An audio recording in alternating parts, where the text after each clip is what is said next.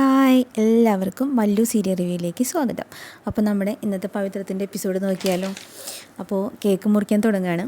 അപ്പോൾ ആ സമയത്ത് നമ്മുടെ വേദ നന്ദിനിയുടെ അടുത്ത് വന്നിട്ട് ഇങ്ങനെ മെല്ലെ ചോദിക്കുന്നുണ്ട്, ഇപ്പം എങ്ങനെ ഒരു ചുളുവിലൊരു ക്രെഡിറ്റ് കിട്ടിയില്ലേ എന്ന് ചോദിക്കുന്നുണ്ട് കേട്ടോ. അപ്പോൾ നീ എന്നെ പെടുത്തിയതല്ലടി എന്ന് ചോദിക്കുന്നുണ്ട് കേട്ടോ നമ്മുടെ നന്ദിനി. അപ്പോൾ ആ സമയത്ത് അമ്മ ചോദിക്കുന്നത് എന്താ പറയണേന്ന് ചോദിക്കുമ്പോൾ വേദ അല്ല ഇത്തിരി കൂടി വലിയ കേക്ക് മേടിക്കാമെന്നും പറയായിരുന്നു.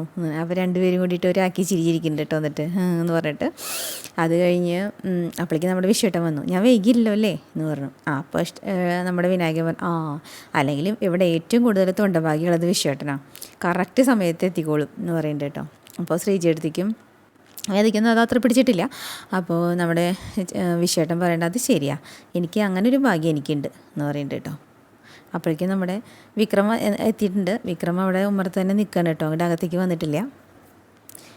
അപ്പോൾ അതിന് മുന്നേ വണ്ടിയുടെ ശബ്ദം കേട്ടപ്പോഴേ അമ്മ വിക്രം വന്നെന്ന് തോന്നുന്നു എന്ന് പറഞ്ഞിട്ട് ഇങ്ങനെ അങ്ങോട്ട് പോകാനായിട്ട് ആയിയാണ്. അപ്പോൾ അച്ഛൻ പറയുന്നുണ്ട്, മാഷ് പറയുന്നുണ്ട്, കമല എന്നൊരു വിളിച്ചു, നീ പറഞ്ഞതുകൊണ്ട് മാത്രമാണ് ഞാനിതിന് നിന്നത്, ഞാൻ ഇത് വേണ്ടാന്ന് വെക്കണോ എന്ന് ചോദിക്കുന്നുണ്ട് കേട്ടോ. അപ്പോൾ വേദ പറയേണ്ടത് സാരില്ല അമ്മ, ആദ്യം ചടങ്ങ് നടക്കട്ടെ എന്ന് പറയുന്നുണ്ട് കേട്ടോ, മുറി നടക്കട്ടെ. അങ്ങനെ കേക്ക് മുറിക്കുന്നുണ്ട്. അപ്പോൾ നമ്മുടെ വിക്രം അങ്ങനെ കയറി വന്നിട്ട് അവിടെ നിൽക്കുമ്പോൾ വേദ ഇങ്ങനെ തലകൊണ്ട് ഇങ്ങനെ കാണിക്കുന്നുണ്ട് കേട്ടോ അകത്തേക്ക് വരാനായിട്ട്. അപ്പോൾ വിക്രം കൂട്ടാക്കണില്ല, വിക്രം അവിടെ തന്നെ നിൽക്കുകയാണ്. ആ സമയത്ത് നമ്മുടെ വിശ്വേട്ടൻ ഗിഫ്റ്റ് കൊടുക്കുന്നുണ്ട് കേട്ടോ അച്ഛന്. കേക്ക് കട്ട് ചെയ്തു, അച്ഛനും അമ്മയൊക്കെ അവളോട് കൊടുത്തു. അതിനുശേഷം ശ്രീജേടത്തിയോട് അച്ഛൻ പറയുന്നുണ്ട് കട്ട് ചെയ്യുമെന്ന് പറഞ്ഞിട്ട് കൊടുത്തിട്ട് ശ്രീജേടത്തി ബാക്കി കട്ട് ചെയ്തിട്ട് എല്ലാവർക്കും കൊടുക്കുന്നുണ്ട് കേട്ടോ. അപ്പോഴാണ് നമ്മുടെ വിശ്വേട്ടൻ ഗിഫ്റ്റ് കൊടുക്കണത്. അപ്പോൾ ചോദിക്കേണ്ടത് ഇത് എന്താടാ അത് ചോദിക്കേണ്ടത്. അപ്പോൾ പറയുന്നുണ്ട് അത് അച്ഛനൊരു മുണ്ടും മുണ്ടും ഷർട്ടും അമ്മയ്ക്ക് സെറ്റ് മുണ്ടും അത്രേ ഉള്ളൂ എന്ന് പറയുന്നുണ്ട് കേട്ടോ. അതിന് നിനക്ക് എവിടുന്ന പൈസ, നീ ജോലിക്ക് പോയി തുടങ്ങിയിട്ടല്ലേ ഉള്ളൂ എന്ന് ചോദിക്കുന്നുണ്ട് കേട്ടോ. അത് ഞാൻ അഡ്വാൻസ് മേടിച്ച് വെച്ചാന്ന് പറയുന്നുണ്ട്. ഇന്നലെ ജോലിക്ക് പോകുമ്പോഴേക്കും അഡ്വാൻസ് മേടിക്കേ, അത് അങ്ങനെ ഒരു സിസ്റ്റം ടച്ച് അവിടെ എന്ന് പറയുന്നുണ്ട്. അപ്പോൾ അച്ഛൻ എന്ന് പറഞ്ഞിട്ട് അങ്ങനെ പറഞ്ഞു വിട്ടു. എന്നിട്ട് അമ്മ ഗിഫ്റ്റ് മേടിച്ചു. അപ്പോൾ ഇതൊക്കെ കഴിഞ്ഞപ്പോഴേക്കും നമ്മുടെ വിക്രം അങ്ങനെ അകത്തേക്ക് കയറി വന്നേ. അപ്പോൾ ഈശ്വരൻ പറയാം, വിക്രം വാടാ, ശ്രീജ അവനും കൂടി കഷ്ണം കേക്ക് കൊടുക്കുക എന്ന് പറയുന്നുണ്ട് കേട്ടോ. വേണ്ട എത്തി, എനിക്ക് വേണ്ടാന്ന് പറയുന്നുണ്ട്. എന്നിട്ട് ഈ വിക്രം കൊടുന്ന ഗിഫ്റ്റ് അമ്മയുടെ കയ്യിൽ കൊടുക്കുകയാണ് കേട്ടോ. അപ്പോൾ അമ്മ അത് സന്തോഷത്തോടുകൂടി ഇങ്ങനെ മേടിക്കണ സമയത്ത് അച്ഛൻ ഒരൊറ്റ തട്ട കൊടുത്തു അത്. എന്നിട്ട് പറയുന്നുണ്ട്, പതിവില്ലാത്ത നാടകങ്ങൾ ഇവിടെ അരങ്ങേറിയപ്പോഴേ മനസ്സിലായി അതിൻ്റെ പിന്നിൽ ആരൊക്കെയാണെന്നുള്ളത്. ഇപ്പോൾ ക്ലൈമാക്സും ഞാൻ വിചാരിച്ച പോലെ തന്നെ എന്ന് പറയുന്നുണ്ട് കേട്ടോ. അപ്പോൾ വിക്രം ഒന്നും മിണ്ടണില്ല, ആരും ഒന്നും മിണ്ടണില്ല, അവരിങ്ങനെ സ്തംഭിച്ച് നിൽക്കുകയാണ്. എന്നിട്ട് പറയുന്നുണ്ട്, കൂലി തല്ലിയിട്ട് കിട്ടിയ പണം കൊണ്ട് കൊടുക്കുന്ന നാണം മറക്കണേക്കാളും നല്ലത് മരിക്കുകയാണ് എന്ന് പറയുന്നുണ്ട് കേട്ടോ അച്ഛൻ. മരണമാണ് കമലെ നല്ലതെന്ന് പറഞ്ഞിട്ട് അച്ഛൻ അങ്ങനെ അങ്ങോട്ട് അകത്തേക്ക് പോയിട്ടോ. അപ്പോൾ വിക്രം ഒന്നും മിണ്ടാണ്ട് പോയിട്ട് ഈ തട്ടി കളഞ്ഞ ഡ്രസ്സ് എടുത്തിട്ട് അവിടെ തന്നെ അങ്ങനെ ഇരിക്കുകയാണ്. അപ്പോൾ അമ്മയ്ക്ക് ഭയങ്കര വിഷമമായി. അമ്മ അങ്ങനെ വന്നിട്ട് ഇരുന്നിട്ട് വിക്രമിനെ ഇങ്ങനെ പിടിച്ചു കേട്ടോ. പിടിച്ചിട്ട് അമ്മ അപ്പോൾ പിടിക്കണമ്പോൾ അമ്മയ്ക്ക് മുറിവ് ഫീൽ ചെയ്തു. അപ്പോൾ അമ്മ നോക്കുമ്പോൾ മുറിവ്, അപ്പോൾ ഇതെന്താ മോനെ ഇതെന്ന് ചോദിക്കുന്നുണ്ട് കേട്ടോ. അപ്പോൾ വിക്രം ഒന്നും മിണ്ടണില്ല. അപ്പോൾ വേദ പറയുന്നുണ്ട്, ഇത് വിക്രം പണിയെടുത്തുണ്ടാക്കി കാശ് കൊണ്ട് മേടിച്ചതാണ് അമ്മേ, 2 ദിവസമായിട്ട് വിക്രം പണിക്ക് പോയിരുന്നു, ചാക്ക് ചുമന്നുണ്ടാക്കിയ കാശ് കൊണ്ട് മേടിച്ചതാണ്, പിറന്നാളിനുണ്ടായത് ഇനി ആനിവേഴ്സറിക്ക് ആവർത്തിക്കാതിരിക്കാനാണ് അങ്ങനെ ചെയ്തതാണെന്ന് പറയുന്നുണ്ട് കേട്ടോ. അപ്പോൾ അത് കേൾക്കുമ്പോഴേക്കും അമ്മയ്ക്ക് ഭയങ്കര സങ്കടമായി. അമ്മ അങ്ങനെ കെട്ടിപ്പിടിച്ച് കരയുന്നുണ്ട് വിക്രത്തിനെ. എന്നിട്ട് ഉമ്മയ്ക്ക് കൊടുക്കുന്നുണ്ട് കേട്ടോ. എന്നിട്ട് അമ്മ ഈ രണ്ടും കൊണ്ടിട്ട് ഡ്രസ്സ് എടുത്തിട്ട് അച്ഛൻ്റെ അടുത്തേക്ക് ചെന്നാണ് മുറിയിലേക്ക് ചെല്ലുന്നുണ്ട്. മാഷ് അവിടെ നോക്കി ഇങ്ങനെ ജനലിൽ കൂടെ വിദുരതയിൽ കാണുന്നിട്ട് പറഞ്ഞ പോലെ ഇരിക്കുകയാണ് കേട്ടോ. അവിടെ ചെന്നിട്ട് അമ്മ മാഷിൻ്റെ മുമ്പിൽ നിന്നിട്ട് പറഞ്ഞു, ഇത് മാഷിന് വേണ്ടി മോൻ മേടിച്ചതാണ്, തല്ലിയിട്ട് കിട്ടിയ പൈസയ്ക്ക് മേടിച്ചതല്ല, ചാക്ക് ചുമന്നുണ്ടാക്കിയിട്ട് മേടിച്ച ഷർട്ടാണ്. ഇത് വേണമെങ്കിൽ മാഷിക്ക് സ്വീകരിക്കാം, അല്ലെങ്കിൽ തീയിടാം, ദാനം ചെയ്യാം, എന്ത് വേണമെങ്കിൽ ചെയ്യാം, മാഷിൻ്റെ ഇഷ്ടം പോലെ ചെയ്യാം, പക്ഷേ മാഷിനെ അത് ചെയ്യണം. ഞാൻ എന്തായാലും എൻ്റെ മോൻ മേടിച്ചെന്ന ഈ ഡ്രസ്സ് ഇടും, അത് മാഷിക്ക് നീ സമ്മതിച്ചാലും ഇല്ലെങ്കിലും എന്ന് പറഞ്ഞിട്ട് അമ്മ ആ പൊതി അങ്ങനെ കട്ടിലിൽ വെച്ചു കേട്ടോ. അങ്ങനെ കട്ടിൽ വെച്ചിട്ട് അമ്മ അവിടെ നിന്ന് പോയി. അപ്പോൾ മാഷ് ഇങ്ങനെ നോക്കുന്നുണ്ട് കേട്ടോ പൊതിരിമിക്ക്. ഈ സമയം നമ്മുടെ വിക്രത്തിൻ്റെ മുറിയിൽ പോയിട്ട് ഇങ്ങനെ വിഷമിച്ചിരിക്കുകയാണ്. അപ്പോൾ വേദ ചേരുന്നുണ്ട്. വേദയ്ക്കും ആകെ സങ്കടമായി പോയിട്ടോ. വേദ വിചാരിച്ചത് ഇങ്ങനെയൊന്നല്ലല്ലോ. എന്നിട്ട് വേദ പറയുന്നുണ്ട്, അപ്പോൾ വിക്രമൊന്നും മിണ്ടണില്ല, അങ്ങനെ ഇരിക്കണ്ടേ. അപ്പോൾ വേദ പറയുന്നുണ്ട്, കയ്യൊന്ന് തരുമോ, ഞാനും ആ മുറിവൊന്ന് നോക്കട്ടെ എന്ന് നോക്കിയിട്ട്. അപ്പോൾ ആദ്യമൊന്നും മിണ്ടിയില്ല കേട്ടോ. എന്നിട്ട് അപ്പോൾ വേദ അങ്ങനെ അടുത്തിരുന്നിട്ട് മുറിവ് ഇങ്ങനെ നോക്കണ സമയത്ത് വിക്രം ചാടി എണീറ്റിട്ട് പറയുന്നുണ്ട്, തൊട്ടു പോകരുത് എന്ന് പറയുന്നുണ്ട് കേട്ടോ. അപ്പോൾ വേദ പറയുന്നുണ്ട്, സോറി, ഞാനിങ്ങനെയൊന്നല്ല വിചാരിച്ചത്, ഞാൻ അങ്ങനെയൊന്നല്ല പ്രതീക്ഷിച്ചതെന്ന് പറയുന്നുണ്ട്.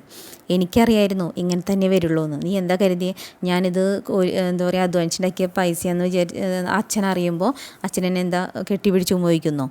എനിക്ക് എല്ലാവരും കൂടിയിട്ട് ഒരു പട്ടം ചാർത്തി തന്നിട്ടുണ്ട്. ഇനി ഞാൻ ഏതൊക്കെ പാതയിലൂടെ സഞ്ചരിച്ചാലും എനിക്ക് അങ്ങനെ തന്നെ പറ്റുള്ളൂ എന്ന് പറയുന്നുണ്ട് കേട്ടോ.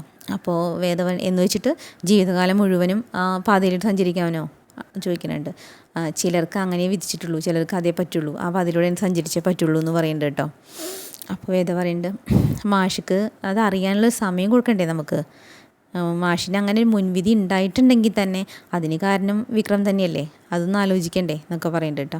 നിങ്ങൾ പെട്ടെന്ന് മാറിയെന്നത് വിശ്വസിക്കാൻ പറ്റുമോ മാഷിക്ക് എന്നൊക്കെ ചോദിക്കുന്നുണ്ട് കേട്ടോ. നീ എന്താ വീണ്ടും എനിക്ക് പ്രചോദനം തരാൻ വന്നതാണോ ചോദിക്കുന്നുണ്ട്. അപ്പോൾ വേദ പറയുന്നുണ്ട് അങ്ങനെ ഒരാൾ വിചാരിച്ചാൽ നിങ്ങൾ നന്നാവും, നിങ്ങളുടെ അമ്മ പോലും വിശ്വസിക്കണില്ല, പിന്നെന്താ. ഞാൻ വന്നതേ മുറിവിലൊന്ന് മരുന്ന് പറ്റാൻ വേണ്ടിയിട്ടാണ് എന്ന് പറഞ്ഞു കേട്ടോ. വേണ്ടാന്ന് പറഞ്ഞില്ലേ എന്ന് ചോദിക്കുന്നുണ്ട്. അപ്പോൾ കയ്യിൽ മുറിവിൽ മാത്രമല്ല എന്ന് പറയുന്നുണ്ട്. പിന്നെ ചോദിക്കുന്നുണ്ട് ആദ്യം പറയാം, ആ മുറിവൊന്ന് കാണിച്ചു തരുമെന്ന് പറയുന്നുണ്ട് കേട്ടോ. ഞാൻ കാരണം പണിക്ക് പോയി ഉണ്ടായ മുറിവല്ലേ, അതിൻ്റെ ഒരു കുറ്റബോധം ഉണ്ടെന്ന് കൂട്ടിക്കോളൂ എന്ന് പറയുന്നുണ്ട്. എന്നിട്ട് ഷർട്ട് ഇങ്ങനെ കിഴിച്ചിട്ട് അപ്പോഴും വിക്രം കാണിച്ചു കൊടുക്കണില്ലേ. അപ്പോൾ ഷർട്ട് ബലമായിട്ട് നമ്മുടെ വേദ അങ്ങനെ കിഴിച്ചിട്ട് അതിൽ മരുന്ന് ഇങ്ങനെ വെച്ച് കൊടുത്തു. അപ്പോൾ വിക്രം എന്ന് പറയുന്നുണ്ട് കേട്ടോ, നീറി മരുന്ന് മതി എന്ന് പറയുന്നുണ്ട്. അപ്പോൾ വേദയും ഞെട്ടിട്ടോ പെട്ടെന്നാന്ന് പറഞ്ഞപ്പോൾ വേദ പറയുന്നുണ്ട് സാരില്ല, ഇത്തിരി നേരമുള്ളൂ, ഇപ്പം മാറും എന്ന് പറയുന്നുണ്ട് കേട്ടോ. അപ്പോൾ നമ്മുടെ വിക്രം വേദനെ തന്നെ ഇങ്ങനെ നോക്കിയിരിക്കുകയാണ് കേട്ടോ, സൈഡിൽ ഇങ്ങനെ ചെരിഞ്ഞിട്ട്. അപ്പോൾ വേദ ചോദിക്കുന്നത് എന്താ ആദ്യമായിട്ട് കാണുകയാണോ ചോദിക്കുന്നുണ്ട്. അപ്പോൾ അപ്പോഴൊന്നും മിണ്ടണില്ലേ. അപ്പോൾ ചോദിക്കേണ്ടത് എന്തെങ്കിലും പറയാനുണ്ടോ എന്ന് ചോദിക്കുന്നുണ്ട് കേട്ടോ. അപ്പോൾ ഇല്ല എന്ന് പറയും. അപ്പോൾ എന്നാൽ എനിക്ക് പറയാനുണ്ട് എന്ന് പറയും കേട്ടോ. ഇന്ന് അച്ഛൻ ഡ്രസ്സ് വലിച്ചെറിഞ്ഞപ്പോൾ നിങ്ങളുടെ കണ്ണിൽ സങ്കടം എനിക്ക് നന്നായി കാണായിരുന്നു, മനസ്സ് വിങ്ങണതും എനിക്ക് അറിയായിരുന്നു. അമ്മ വന്ന് ചേർത്ത് പിടിച്ചപ്പോൾ നിങ്ങൾ കരഞ്ഞത് താങ്ങാനൊരാളുണ്ടെന്നുള്ള കരുതൽ ഓർത്തിട്ടല്ലേ. അങ്ങനെ അതാണ് മനുഷ്യൻ, താങ്ങി നിർത്താൻ ആളുണ്ടെന്ന് തോന്നിയാലേ മനുഷ്യർക്ക് ഉള്ളു തുറന്ന് കരയാനെങ്കിലും പറ്റൂ എന്ന് പറയുന്നുണ്ട് കേട്ടോ. അപ്പോഴേ ഉള്ളിൽ ആളലൊന്ന് തീരുള്ളൂ, ഒരു മാറുള്ളൂ എന്ന് പറയുന്നുണ്ട് കേട്ടോ. നിങ്ങൾക്കതിന് സുഹൃത്തുക്കളുണ്ട്, അമ്മയുണ്ട്. അപ്പോൾ അച്ഛൻ്റെ കാര്യം ഒന്ന് ആലോചിച്ച് നോക്കൂ. ആ സ്വന്തം ഭാര്യയുടെ തോളത്തൊന്ന് കിടന്ന് പൊട്ടി കരയാൻ പോലും ആ മനുഷ്യൻ്റെ അഭിമാനം അതിന് സമ്മതിക്കില്ല എന്ന് പറയുന്നുണ്ട് കേട്ടോ. നിങ്ങളാ ഉള്ളിലുണ്ടാക്കിയ വേദന മാറാൻ ഒരുപാട് സമയം എടുക്കില്ലേ എന്നൊക്കെ ചോദിക്കുന്നുണ്ട്. അപ്പോൾ വിക്രം ഒന്നും മിണ്ടണില്ല, ഇങ്ങനെ നോക്കി നിൽക്കുന്നുണ്ട് കേട്ടോ. പെട്ടെന്ന് ഫോൺ ബെല്ലടിച്ചിട്ട് ഫോൺ എടുത്തിട്ടില്ല, ഫോൺ ജസ്റ്റ് നോക്കിയിട്ടേ ഉള്ളൂ. നോക്കിയിട്ട് ഓടിപ്പോയി ബൈക്കുമ്പോൾ കയറി പോകണുണ്ട്. പിന്നാലെ നമ്മുടെ വേദ ചെല്ലുന്നുണ്ട് കേട്ടോ. വിക്രം എന്ന് വിളിച്ചിട്ട് മിണ്ടണില്ല, നോക്കണില്ല. എന്നിട്ട് പറയുന്നുണ്ട്. അപ്പോൾ വേദ പറയുന്നുണ്ട് ഒന്ന് പറഞ്ഞിട്ടെങ്കിലും പോകുന്നു എവിടേക്കാന്ന് എന്ന് പറയുമ്പോഴും മിണ്ടാതെ വണ്ടി എടുത്തിട്ട് അങ്ങനെ അങ്ങോട്ട് പോയിട്ടോ. അപ്പോൾ പോണ വഴിക്കൊക്കെ നമ്മുടെ വിക്രം ആലോചിക്കേണ്ടി വേദ പറഞ്ഞ കാര്യങ്ങളാണ്, അച്ഛൻ്റെ സങ്കടത്തെക്കുറിച്ചും വേദനയെക്കുറിച്ചൊക്കെ. അപ്പോൾ ഈ പറഞ്ഞ തന്നെ റിപ്പീറ്റ് ചെയ്തിങ്ങനെ മനസ്സിലിങ്ങനെ ആലോചിച്ചുകൊണ്ടിരിക്കുകയാണ് കേട്ടോ. അങ്ങനെ കുറച്ചെത്തിയപ്പോൾ വണ്ടി നിർത്തിയിട്ട് എല്ലാ ദേഷ്യവും സങ്കടവും എല്ലാം കൂടിയിട്ട് ഒരു പ്രത്യേകതര വികാരത്തിലായിട്ട് ഓളിയിടുന്നുണ്ട് വല്ലാതെ. സങ്കടം അങ്ങനെ തീർക്കുകയാണ്, ആരും ഇല്ലാത്തൊരു സ്ഥലത്ത് വെച്ചിട്ട് ഇങ്ങനെ ഓളിയിട്ട് തീർക്കുകയാണ് കേട്ടോ. ഈ സമയം നമ്മുടെ മാഷ് റൂമിലിരുന്ന് ഇങ്ങനെ ആലോചിക്കുകയാണ്. അപ്പോൾ അമ്മ വന്ന് പറഞ്ഞതൊക്കെ ഇങ്ങനെ ആലോചിച്ചുകൊണ്ടിരിക്കണം കേട്ടോ. എന്നിട്ട് ആ പൊതിയൊന്ന് ഇടയ്ക്ക് നോക്കുന്നുണ്ട്. വിക്രം വെളിച്ച ഡ്രസ്സ് അമ്മ അവിടെ വെച്ചിട്ട് പോയിട്ടുണ്ടല്ലോ. എന്നിട്ട് പിന്നെ വന്നിട്ട് ആ പൊതി എടുത്തിട്ട് അതിന് ഷർട്ട് എടുത്തിട്ട് കണ്ണാടിൻ്റെ മുന്നിൽ പോയിട്ട് ഇങ്ങനെ ചേർത്ത് വെച്ച് നോക്കുന്നുണ്ട് കേട്ടോ. അപ്പോൾ ചെറിയൊരു ചിരി പോലെയൊക്കെ ഉണ്ട് മുഖത്ത്. എന്നിട്ട് അത് ഇടുന്നുണ്ട്. അപ്പോൾ വേദ പുറത്തു കൂടെ പോകുമ്പോൾ അതിലടച്ചിട്ടില്ല മാഷ്. വേദ പുറത്തു കൂടെ പോകുമ്പോൾ ഇത് കാണുന്നുണ്ട്. അപ്പോൾ വേദ അവിടെ തന്നെ നിന്ന് നോക്കിയിട്ടോ. മാഷ് നല്ല സന്തോഷത്തിൽ അതിങ്ങനെ ഡ്രസ്സൊക്കെ ഇട്ട് ഇങ്ങനെ അഭിമാനത്തിൽ നിൽക്കുകയാണ് കേട്ടോ. അങ്ങനെ കണ്ണാടിൻ്റെ മുമ്പിൽ നിന്ന് ഇങ്ങനെ ഭംഗി ആസ്വദിക്കുകയാണ്. അപ്പോൾ ആ സമയത്ത് വേദ അമ്മയെ എന്നൊന്ന് വിളിച്ചു കേട്ടോ. അപ്പോൾ പെട്ടെന്ന് മാഷ് ഞെട്ടി തിരിഞ്ഞു നോക്കിയപ്പോൾ വേദയെ കണ്ടപ്പോൾ മാഷ് വേഗം വന്ന് വാതിലടച്ചു. എന്നിട്ട് ഡ്രസ്സൊക്കെ ഊരി അതേപോലെ അവിടെ വെച്ചിട്ട് പഴയ ഡ്രസ്സ് തന്നെ എടുത്തിട്ടിട്ട് അറിയാത്ത പോലെ അവിടെ ചെന്നിരുന്നു കേട്ടോ. അപ്പോൾ അമ്മ വന്നിട്ട് വേദയെടുത്ത് ചെന്തേ മോളെ എന്തേ വിളിച്ചേ ചോദിച്ചു. ഞാനല്ലേ മാഷ് വിളിച്ചിട്ടുണ്ടായിരുന്നു എന്ന് കേട്ടോ. അപ്പോൾ മാഷോ എന്ന് വെച്ചിട്ട് മാഷിൻ്റെ അടുത്ത് ചെന്നിട്ട് എന്തേ മാഷെ വിളിച്ചേ എന്ന് ചോദിച്ചു കേട്ടോ. അപ്പോൾ മാഷ് പറഞ്ഞു ഞാൻ വിളിച്ചിട്ടില്ലല്ലോ എന്ന് പറഞ്ഞിട്ട് വിളിച്ചില്ലേ എന്ന് വെച്ചിട്ട് അമ്മ അങ്ങനെ നിൽക്കുമ്പോൾ മാഷ് പെട്ടെന്ന് പൊതി അഴിച്ചത് കാണാണ്ട് കേട്ടോ. അമ്മയ്ക്ക് മനസ്സിലായി മാഷ് അത് എടുത്തിട്ടുണ്ട് എന്നുള്ളത്. എന്നിട്ട് മാഷ് പിന്നെ അപ്പം അമ്മ അങ്ങോട്ട് പോയി. മാഷ് പിന്നെയും പൊതി നോക്കുന്നുണ്ട്. പൊതി നോക്കിയിട്ട് ഇങ്ങനെ ഇരുന്ന് കരയാണ് കേട്ടോ. സത്യം പറഞ്ഞാൽ കരയാണ് അദ്ദേഹം ഓരോന്ന് ആലോചിച്ചിട്ട്. പണ്ടത്തെ കാര്യങ്ങളൊക്കെ ആലോചിച്ചിട്ടായിരിക്കാം. അപ്പോൾ ആ കരഞ്ഞ് അങ്ങനെ ഇരിക്കുന്ന എപ്പിസോഡോട് കൂടിയിട്ട് ആ ഒരു ഭാഗത്തോട് കൂടിയിട്ടാണ് നമ്മുടെ ഇന്നത്തെ എപ്പിസോഡ് അവസാനിച്ചിട്ടുള്ളത്. അപ്പോൾ നമുക്ക് അടുത്ത എപ്പിസോഡായിട്ട് വീണ്ടും കാണാം കേട്ടോ. Okay, by.